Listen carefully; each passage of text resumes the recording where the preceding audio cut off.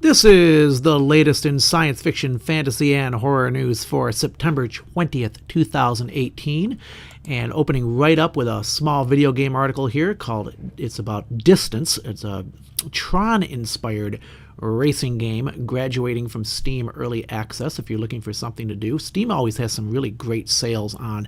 And if you check between now and the next few days, it might even be on sale. I'm not going to guarantee it because their sales come and go with all these different games, but the sales can be pretty significant with stuff up to 65-70% off. I'm not just shilling for Steam. I just want to let you know, if you like video games, you like online video games, feel free to check Steam or even GOG, GOG video games out, because they have really good sales, and they'll especially around vacation times in the United States with Labor Day, Memorial Day, Christmas, stuff like that. They'll cut games down to 85% off and more, and sometimes even during the week. So do check out those sites.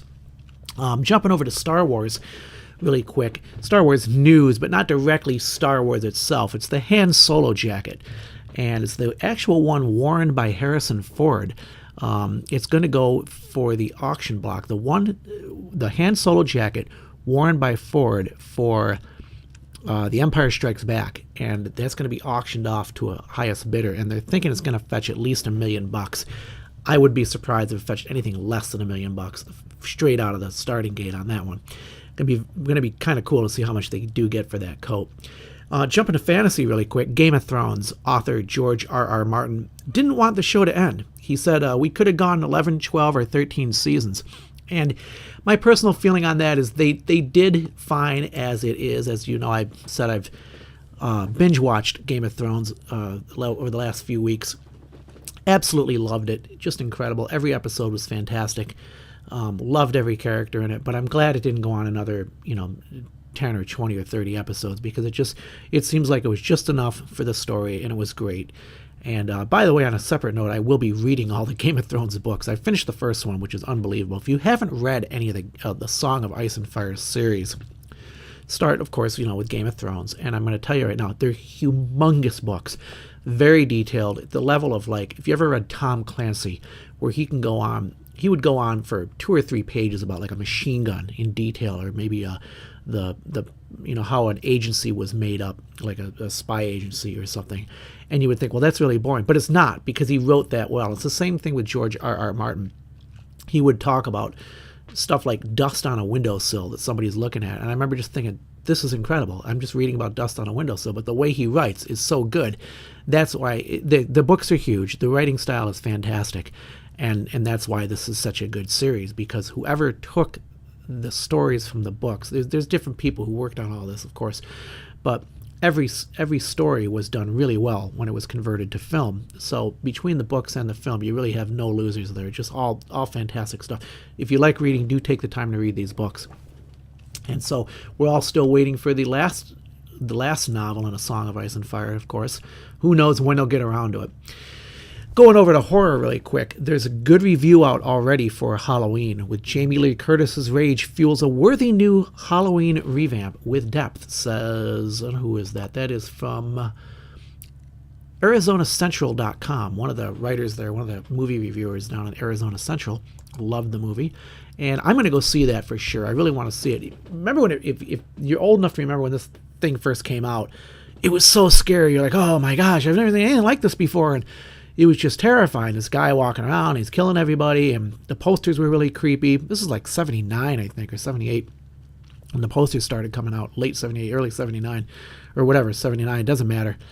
The point being that at the time it was so terrifying, and now it's just become like, it's almost like watching a WWE event. You got Michael Myers in one corner and Jamie Lee Curtis in the other, and they're just having a slugfest, and it's just going to see who's going to win. It's fantastic. So I can't wait to go see it. It's not going to be as scary as it's going to be just like fun to watch these two chasing each other around all through the movie. In the meantime, all these poor suckers get axed or knifed or slogged or whatever the hell happens to them, but it's going to be fun. In more slightly related horror news, Buffy the Vampire Slayer, but this is in comics now, is staking out a new home at Boom Studios. Watch for some comics to be coming out there. Don't have any release date on that yet. Let me check. I don't see anything at the moment, but we'll keep an eye on that for you. If we find something else, I'll let you know. And for you board game and video game fans, Sci, Scythe, that mega hit board game, is now going to go digital on Steam. Again, more Steam news. Steam has a lot of great games, so keep an eye out for that. And that'll, watch for a sale on that. I was just talking about that sale, but watch it come out, and then they'll probably make it the featured game. And then if you hang in there for a little bit, it'll be on sale for quite a bit off. Avengers 4, really exciting. Waiting for that. The Russos have teased Avengers 4 title with a cryptic tweet. Who knows what it is? Click on the link and see. And back to horror once more. John Carpenter, of course, one of the greatest horror movie makers of all out there, because he makes B-rated horror flicks that are just fantastic, A-level in quality. And John Carpenter and Shudder are working on a Prince of Darkness series. That's a rumor right now. And I got to say, I saw that when it first came out way back in the day, and it scared the dickens out of me. I was like, what is this? Because I had not yet become a Lovecraft fan. And I find it interesting that, of course, Prince of Darkness it's got a couple interweaving storylines, and it takes place in this, I don't know, this old mausoleum or something, this old building, and these scientists find this vial, and the vial has this weird liquid, and the liquid is sentient, and it's actually, they discover they're translating the ruins on the ancient vial, and it turns out it's the embodiment of the devil in the vial, and it's leaking, and it's infecting people, turning them into zombies. And there's a message coming from the future warning them of this thing, and people are slowly becoming monsters. And it's a cool idea, but what they find is that this vial and the embodiment of the devil in it is actually a smaller version of something much bigger and more evil, like the ultimate evil, and it's from another dimension. So it does have a Lovecraftian reference to it. And I thought it was interesting. I even checked it out on Wikipedia, looking it up and reading about the movie, and they never mentioned the Lovecraft reference. They said, it was because Carpenter was interested in science and some kind of technology and stuff he was researching, and that's what gave him the ideas for the movie. But I would wonder if he wasn't reading a little Lovecraft on the side there too. Now that I'm a Lovecraft fan, I really appreciate this film. I see it from a Lovecraftian point of view, and I don't want to tell you too much. If you haven't seen Prince of Darkness, it's an old movie. It came out in '87. It's worth a look. It's got, and Alice Cooper's in it, by the way, too. And I'm not going to tell you where. Don't look. See if you can find him. He's in the movie. They met each other, and there's kind of a cool thing. Alice Cooper, I think either he gets, I'm not going to say too much. One of his stage props are used in the movie. And I don't want to tell you any more than that. If you want to go see, if you want to rent this thing or whatever, just find it online. It might even be free on YouTube. Who knows? Go look it up. Tell me in the comments if you don't think there was a Lovecraftian reference at the very end there, and maybe some in the middle and the beginning too. Who knows? But you see if you can find Alice Cooper. Don't look it up and see where he is. Don't cheat. See if you can find him. And I didn't know it at the time. I remember watching this thing, never knew Alice Cooper was in it. I just discovered that today. I was like, I didn't know that. So I watched him go right through the movie, never saw it. So anyway, this is Prince of Darkness. It's going to be a lot of fun if they make a series out of it. And I wonder if they'll go Lovecraft on the series. Let's see. You know what a big Lovecraft fan I am. Alleged Batman costume test from Titans has surfaced online. What does that mean? Who knows? It's a costume test. It's Batman. Who knows if they're going to use Batman in there, if he's going to pop in. Batman, it's almost like Gotham, where they talk about Batman, but he never shows or whatever. So we'll see what happens with that. I'll sometimes wonder if they do this just to generate some more interest and publicity for the show. And Venom featurette, there's a Venom featurette which highlights Tom Hardy's transformation into a head-eating monster. If you're a Venom fan, that's coming out very shortly. I think in about a week or less. The Wonder Woman thing, too, is spun off more or less. Marvel's series about female superheroes from Wonder Woman's Alan Heinberg set at ABC has a big commitment now. So in other words, they're going to be doing some female superhero stuff. Not sure where Marvel's going to do this. They're saying the set was at ABC. I'm not sure, because Marvel's got a lot of their stuff on Netflix right now, so I'm kind of scratching my head on where they're going to go with this and what female superheroes they're going to work with. There's tons to use, but we'll see how this goes. And it's Marvel from Wonder Woman's Alan Hine, but it's from a DC thing, so I'm kind of scratching my head on that one too. Anyway, click on the link, give it a read, see what you think.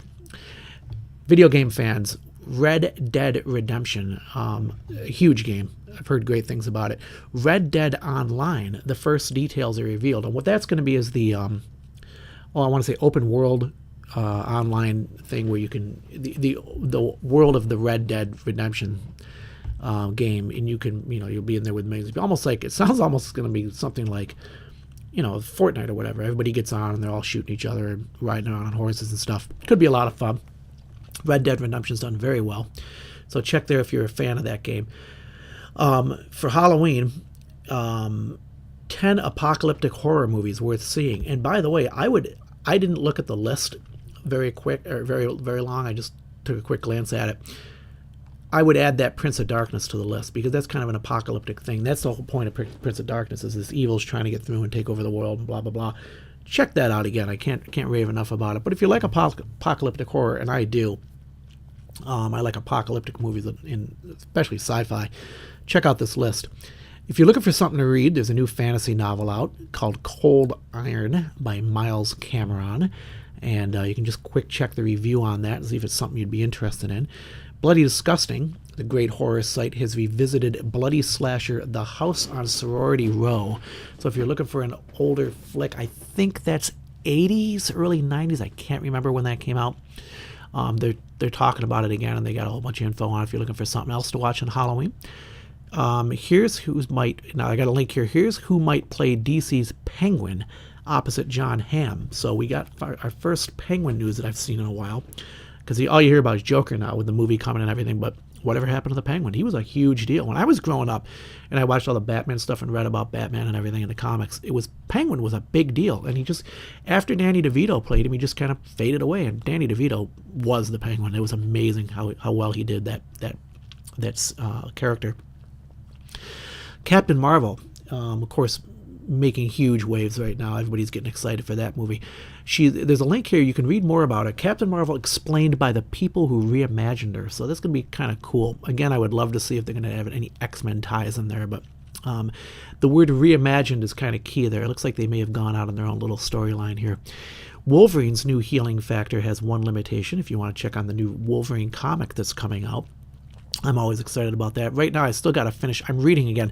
If you haven't been keeping track, I'm reading all the Uncanny X-Men from 1963 on, and they are on readcomiconline.to or co. I can't remember the site. Let me see. I'll tell you right now. It is readcomiconline.to. Tom Octopus to. And I'm going through them all. I'm all the way into the late 90s now. They're fantastic. Fun to watch the evolution of the characters and the artwork and the storylines and stuff. And, of course, Wolverine is not in there as much as I thought he would be, which is, I know it's going to sound crazy. I thought it was going to be very Wolverine and Professor X heavy when I started reading this series. I was like, but it's not.